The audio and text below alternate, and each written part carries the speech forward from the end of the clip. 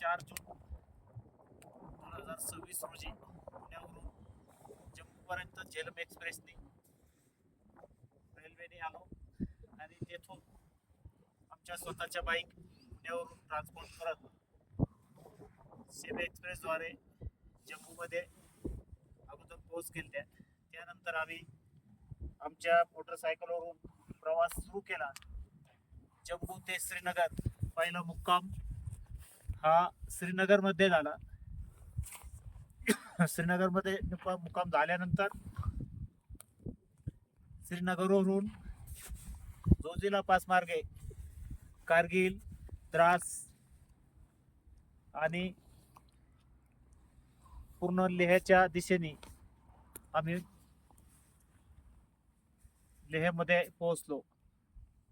लेहमध्ये आल्यानंतर तिथे एक मुक्काम झाला. लेहमधून आम्ही भारताचं फर्स्ट विलेज थांग विलेजला भेट दिली. अतिशय निसर्गरम्य वातावरण, पूर्ण डोंगरदऱ्यातून रस्ता, एकदम अद्भुत असं निसर्गाचं वातावरण आम्हाला बघायला भेटलं. आणि त्या वेड्यावाकड्या वळणातून गाडीचा प्रवास आणि मोटर बाईक रायडिंगचा फार वेगळा आनंद अनुभवाचा क्षण आम्ही घेतलेला आहे. आणि थांग विलेजहून पुन्हा रिटर्न आल्यानंतर डायरेक्ट सियाचीन बेस कॅम्प येथे प्रवास केला. तो बी अतिशय रस्ता खडतर होता. पूर्ण डोंगर दऱ्याच्या वळणातून आणि हवेच्या एकदम फुल प्रेशर मधून आमचा प्रवास चालू होता. हवेचा वेग ताशी 60 ते 70 किलोमीटर अशा पद्धतीने असेल. पूर्ण थंड आणि कोरडी हवा आणि धुळीचे पूर्ण वारे वादळ ह्या वातावरणातून आम्ही मोटरसायकलचा रायडिंग प्रवास चालू केला सियाचीन बेस कॅम्पला. आणि सियाचीन बेस कॅम्पला तिथे मराठी बटालियन जे आपले महाराष्ट्रातले सैनिकांची गाठभेट झाल्यानंतर एक वेगळा आनंद आम्हाला बघायला मिळाला. आणि तिथून साधारण 6 ते 7च्या दरम्यान आम्ही सियाचीन बेस कॅम्प म्हणजे तिथे 22,000 फूट उंचीवरती आपले सैनिक देशाची रक्षा करतात. दोन्ही साईडला एक चायना बाउंड्री आणि पाकिस्तान बाउंड्री, त्याच्या मधोमध आपला भारताचा सियाचीनचा भूभाग आहे. आणि त्यातच आपले भारतीय सैनिक देशाची रक्षा करतात.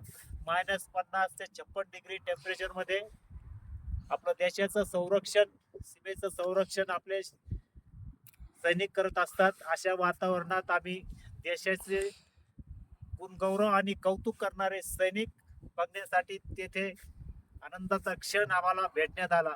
आणि तेथील वार मेमोरियल मध्ये पूर्ण सैन्याची यशोगाथा आम्हाला तेथील एक सैनिकांनी सांगितली.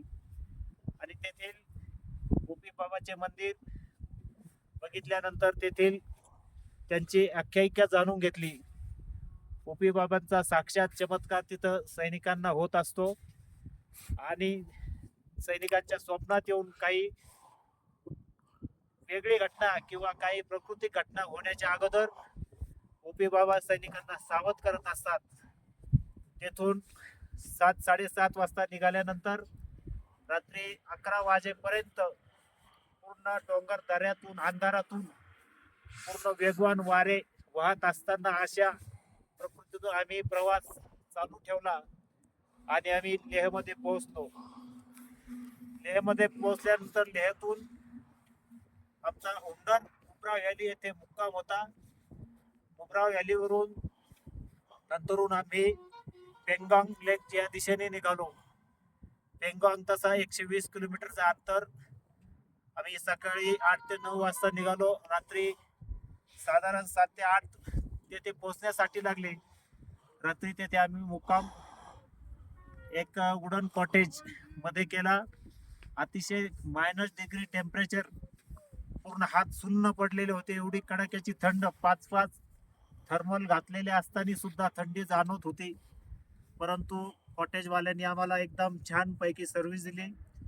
तेथे गरम पाणी आंघोळ नाश्ता जेवण सगळं पद्धतशीर दिल्यानंतर आम्हाला एक आनंद फील झाला आणि तेथून सकाळी 8 ते 9 च्या दरम्यान आम्ही लेहच्या दिशेने परतीचा प्रवास केला.